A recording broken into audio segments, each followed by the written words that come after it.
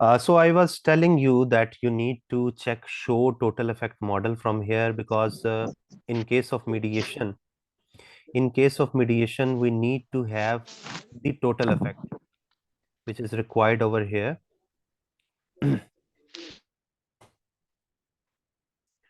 Then we need to select no centering because we are not moderating any variable. We are basically mediating. So we need to check no centering. Then we need to check 16, 15, then 84 percentile. We need to uncheck the Johnson Neyman output because it is also required in case of moderation. You need to click continue. You need to check multicollinearity. If something is previously checked over here, you need to uncheck it. Then again, you need to verify is whenever you are using simple mediation, you need to check model number 4. So click OK, and you will find the result with a couple of seconds. Just see the results, and I will interpret the results, and then our session will be completed for today. And the remaining part we complete tomorrow, and we will complete the haze process completely tomorrow. Because today was introduction, some of the people were not aware with the haze process, and therefore I designed some basic slides as per the requirement of majority of the members, so they can understand it in step by step. So just wait, I think the process has appeared. So you can see here the output of your mediation analysis. You can see that the R square, the outcome variable is PS. As I have told you previously, when we are dealing with the mediation analysis, always remember that the output of process by Hayes will show you two different DV or two different output outcomes. As a first instance, you can see the variable between the relationship between independent. As a second instance, you may see the relationship between moderating and your dependent variable. So you need to understand that the Hayes process will show you outcome variable two times. You can see here the outcome variable PS over here, and again outcome variable PS over here. In this case, in the first case, you can see the outcome variable PS. In the first case, it is showing that SDT and OS as an independent variable over here. It means when we are taking SDT and OS and both are impacting the PS as an independent variable, this would be the case number 1. In case of second, when only SDT is impacting the PS, in fact, this one is the case 1 when SDT is impacting the PS. So you need to understand this, that when you are considering the impact of SDT on PS, your outcome variable would be changed. So if we want to analyze the relationship, we need to understand that what we are going to do over here. We need to see my independent variable was SDT, my moderating variable was perceived, uh, just a minute, my moderating variable was optimized schedule. OS is basically my moderating variable. So if we need to understand that OS is here, so for one impact, the SDT would impact OS, then OS would impact Y, and SDT will also impact the Y. So you can see here both impact. In the first instance, OS is shown as a outcome variable. So in case of OS is considered as a outcome variable, it means you are dealing with this. When X is impacting the M, this is basically becomes the dependent variable in that case, and it will become the independent. So X impact on moderating variable is shown you here as a first case of outcome variable. So you can see it is impacting positively, and it's impactive, statistically significant. And while the R square is 74%, it means that uh, the variance on optimized scheduling is 74% explained by the variance of short duration training. And this variance is statistically significant. The model is statistically fit, and the impact of STT on OS is positive and statistically significant. Then you go to the next part. The next part is basically STT and OS. Both are impacting PS. You can see over here, they both are impacting Y. M is impacting Y, X is impacting Y. So both are impacting Y.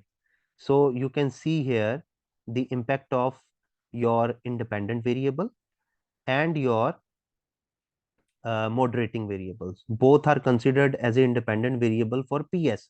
So the R square is 87.95. It means that the variance in project success is 87.9% explained by uh, short duration training and optimized scheduling, where this impacting is significant, statistically significant, because the p-value is less than 0.05.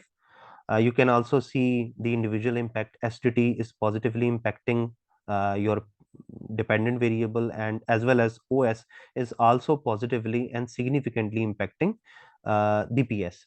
Then you can see another outcome variable. Here you can see the STT impacting PS. It means the direct impact only. If we can see the model, this is basically the direct impact of it. It is only showing the direct impact. So as a first, you can see the impact of X on M. At second, you see the impact of X and M on Y, and on third, you can see the impact of X only on Y. So this is how you are seeing three different tables.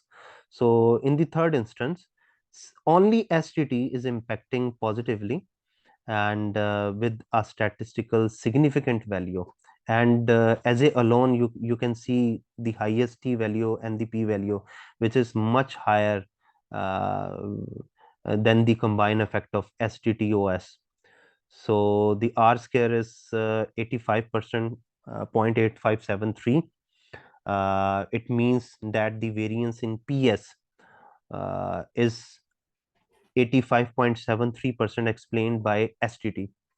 Your model is statistically fit. Then you come to the another table which includes the total effect, the direct effect, and indirect effect.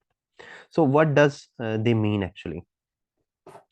The direct effect means, like for example, if you can see this model, the impact of X on Y is the direct impact. The impact of M on Y is the direct impact.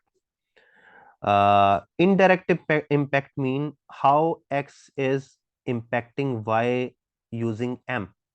So when the impact of X basically passes M and then impacts the Y indirectly, that is that is indirect effect.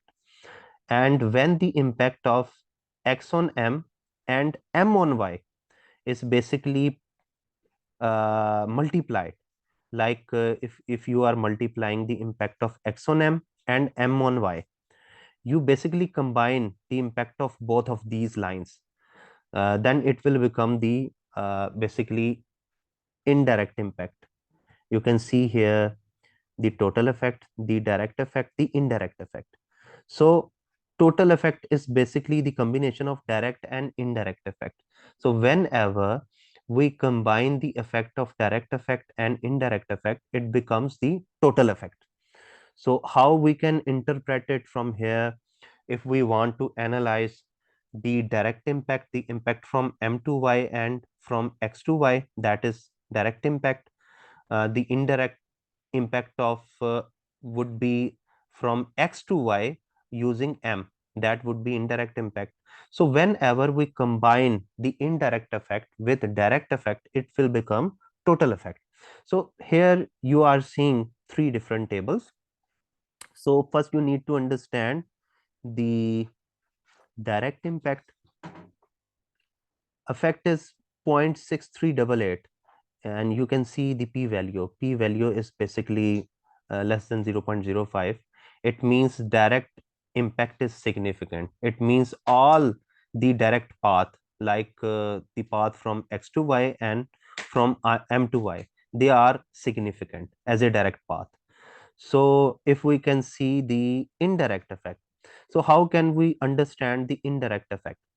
OS is our mediator. So as a mediator showing the indirect effect, like there was a small interruption of internet, but I am going to conclude my results again. So I was telling you that I am going to measure the indirect effect of OS. So let me explain. Let's suppose that M is basically OS. So how X is impacting Y by passing through OS? That is indirect impact. You need to see that there is a line between X and M, and there is a line between M and Y. So if we multiply the effect of both line, it will become the specific indirect effect. So you can see here the indirect effect is 0.2415, but you cannot see here the p-value. So how can we conclude that this impact is significant? So always remember, if these two ranges, boot LLCI and boot ULCI, this is lower range boot LLCI, and this is upper range boot ULCI. Both range does not include any zero number, or they do not include any negative number between them.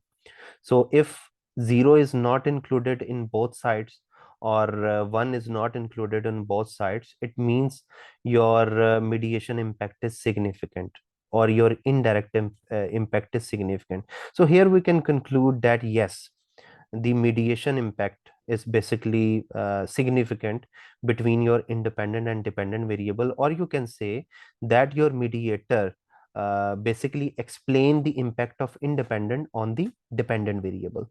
So here we can conclude we have an indirect effect, and if we combine both of them, we may have a total effect x on y. So there is a positive impact, and you can see the p-value is less than 0.05. So here I would like to conclude here from the slides, so that you may be able to understand it more effectively from here. So when you run all of these, you might have these two values. You need to understand boot LLCI and boot ULCI. These are the range. When there is no zero between boot LLCI and boot ULCI, or none of these have a negative value, because you can see none of these two ranges have any negative number, or none of them have any zero number at the start. They are basically greater than zero, like 0.1845 is greater than 0, 0.3038 is greater than 0.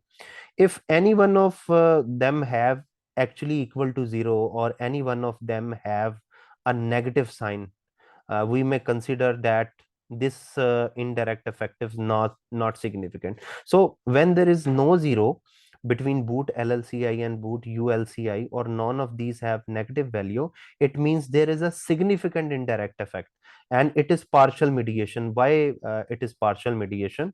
Always remember one thing: if your direct impact was significant, like for example, if you can see over here, if your direct impact, like the impact between x and y, if it was significant before including mediation, and after including the mediation, the mediator is also significant, it means it is a partial mediation. But if your direct relationship between x and y is not significant, or you may not analyze the direct impact between X and Y, and you have analyzed only the indirect impact, then you will consider it as a full mediation. So in our case, as we have analyzed the direct impact as well as indirect impact, here you can see that we have analyzed the direct impact of SGT on PS and OS on PS, as well as we have analyzed the direct impact of SGT on PS. And the direct impact was significant over here. You can see this was our main independent variable, and this was our dependent variable. And you can see that the impact of your independent variable is significant. Therefore, and our mediation is also significant, because both of these ranges do not have any zero number or any negative number, and therefore we can consider it is a partial mediation. So full mediation is there where the direct impact is not significant and your mediation becomes significant. So this was all about today's discussion. If you have any question, you may ask, or we may conclude this session. Please let me know if you have any question. You may ask, or we may conclude this session, and we will consider the remaining things tomorrow from 6 or 7 p.m. I will let you know through the WhatsApp group. So if you are convenient, can we conclude this session? Please let me know in the message box.